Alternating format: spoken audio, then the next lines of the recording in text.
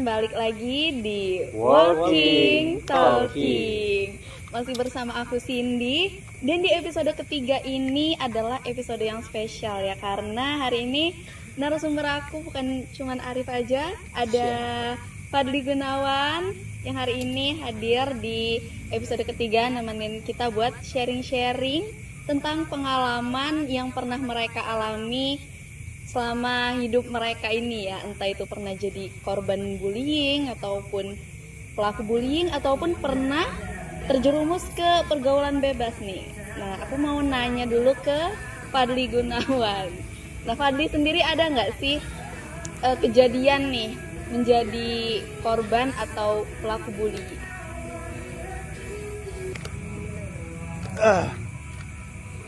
Pembulian, dibully.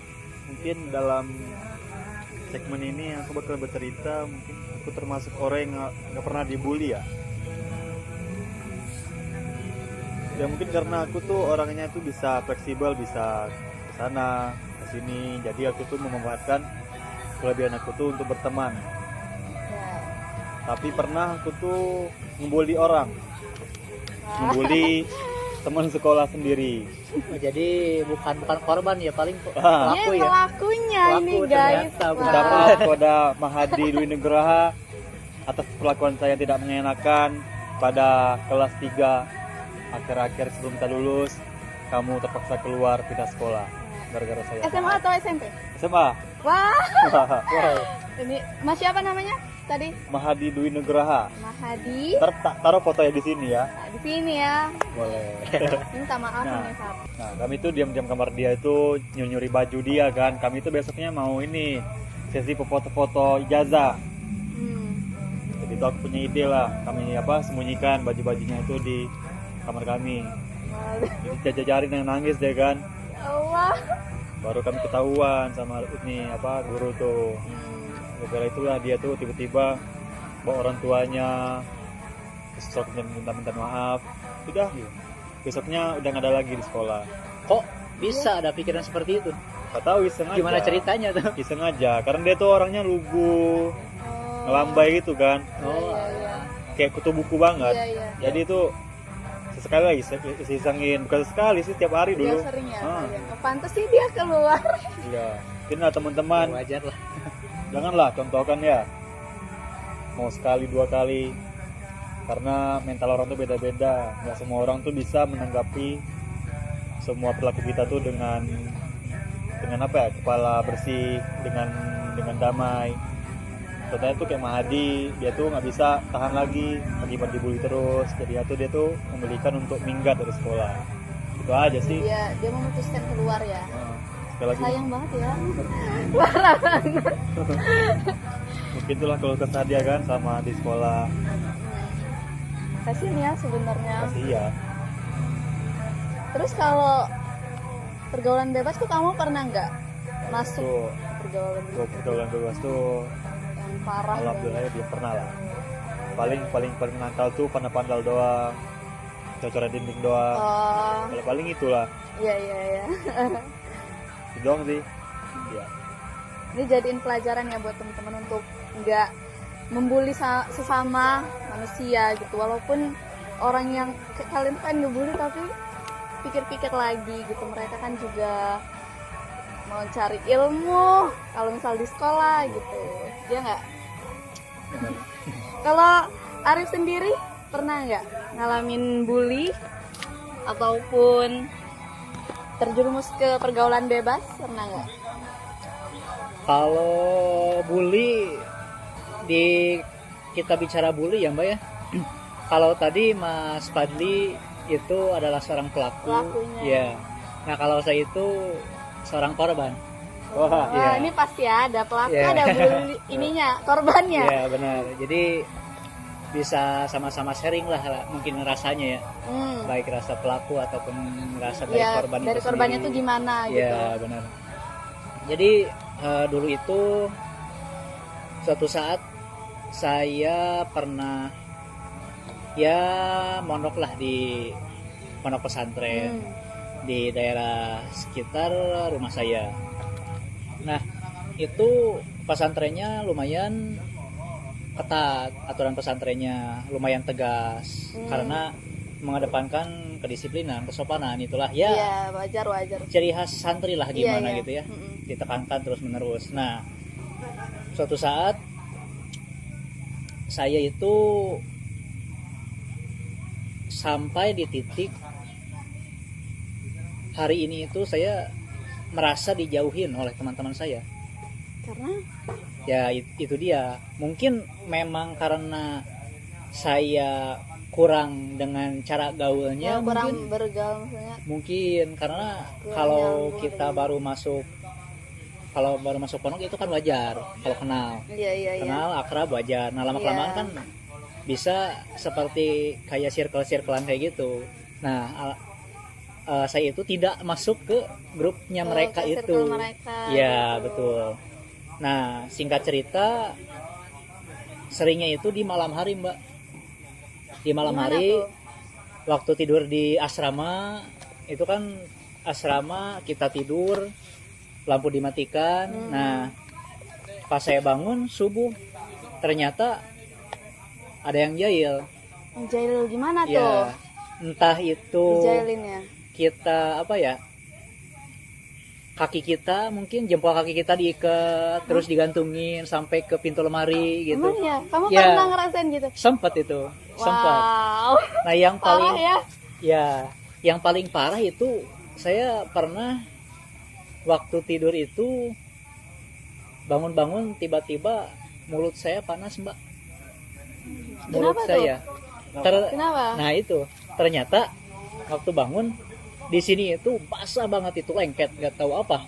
Fresker mungkin. Yang namanya masih gelap kan nggak tahu ya Oh, kita iya. bisa lihat apa Kan? gimana kan ya. Saya cobalah pegang gitu ya, wah lengket nih. Nah saya hirup lagi, saya coba hirup lagi, itu ternyata saya diolesin odol Mbak di sini. Ya Allah. Di sini itu tuh. Ih parah banget. Iya. Sisi gelap pesantren ya ternyata. Betul. Ya memang tidak semua pondok pesantren seperti itu ya.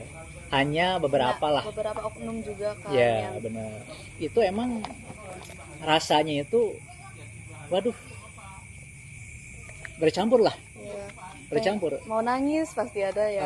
Ya yang namanya dulu masih kecil, yang namanya belum bisa mungkin memutuskan keputusan gitu ya, Iya. belum bisa menilai mana yang baik dan buruk. Itu kalau diperlakukan seperti itu, apalagi tidak ada teman, Iya. ya saya akhirnya menangis gitu. Dipendam sendiri gitu. Benar, karena memang saya itu orangnya bisa dibilang pendiam lah dulu, pendiam. Jadi ada masalah, lebih baik saya pendam Diem, saja, ya. gitu. Iya, gitu sih. Terus kamu bisa ngelewatin ini semua gitu, bisa berdamai lah mungkin dengan diri kamu sendiri, itu gimana? Mungkin bisa dijadiin contoh juga nanti sama yang nonton. Ya sebenarnya hampir sama dengan apa tadi cerita Mas Fadli Mbak. Gimana tuh? Kalau tadi Mas Fadli cerita dia sebagai pelaku pembulian gitu ya, hingga si temannya itu keluar Ya, sekolah. cara Nah, dianya iya. berdamai gitu ya dengan Nah, keluar. Begitupun saya sama seperti itu. Persoal dia. Karena saya nggak kuat, Nah, bully terus-terusan. Kadang bully itu main fisik lah, atau mungkin seperti cara tadi. Akhirnya saya, wah ini gimana ya? Masa saya harus gini-gini terus? Tuh. Jadi saya dibully terus. Teman tidak punya, teman ya hanya beberapa lah, segelintir gitu ya. Akhirnya saya memutuskan untuk keluar. Keluar. Ya, keluar dari pondok pesantren itu. Itu SMA atau SMP? Itu waktu 1 sanawiyah, 2 sanawiyah Mbak. Apa itu, 2 SMA? SMP. 2 SMP, Oh, 2 ya, SMP. setingkat 2 SMP. Terus kamu beneran keluar tuh? Ya, keluar mengundurkan diri dari pondok. Pindah, Akhirnya pindah ke sanawiyah lagi, untungnya pindah ke sanawiyah lagi. tapi beda ya maksudnya. Ya. Beda.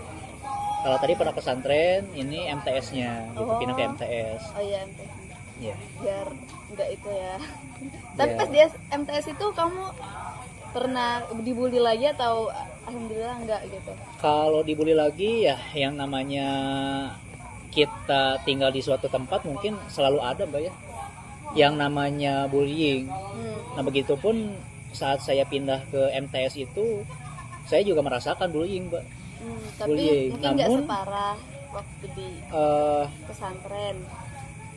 cuman waktu di MTS itu untungnya saya tidak mondok, Oh iya sih, di MTS tidak mah mondok. pulang. Jadi sehari berangkat, sore pulang ke rumah ya. gitu. Jadi walaupun kita menerima bullying, tapi tidak selalu 24 jam menerima itu. Nah, itu Iya, iya. yang bisa saya terima lah mungkin Iya. situasi seperti itu. Udah itulah yang maksudnya udah kebal gitu. Benar, karena memang sebelumnya bully terus-terusan 24 jam sudah saya Iya, rasakan. heeh. Begitu. Ngelawan apa? Kalau Iya, ngelawan, kamu nggak ngelawan gitu atau tapi kan dia sendiri maksudnya Iya. nggak punya teman jadi Ya ngelawan aja. jadi Ya, dia karena gimana ada- ya? Karena belum ada mental situ ya. gini, ya mungkin sebenarnya mentalnya belum itu banget. sebenarnya rasa melawan itu ada. Pasti ada. Rasa pengen melawan itu ada saya. Cuman saya pikir ya menurut Mbak Cindy tadi, saya tidak punya teman. Di sisi lain yang membuli saya itu Bergeng deh Pak. Iya, geng-gengan iya, kayak gitu, geng-gengan, komplotan gitu kan, circle-circlean banyak ya kali kan. Saya satu orang lawan Iya, beberapa mereka, orang gitu kan, lawan sekelompok gitu. Mungkin seperti itu sih Mbak kalau cerita dari saya.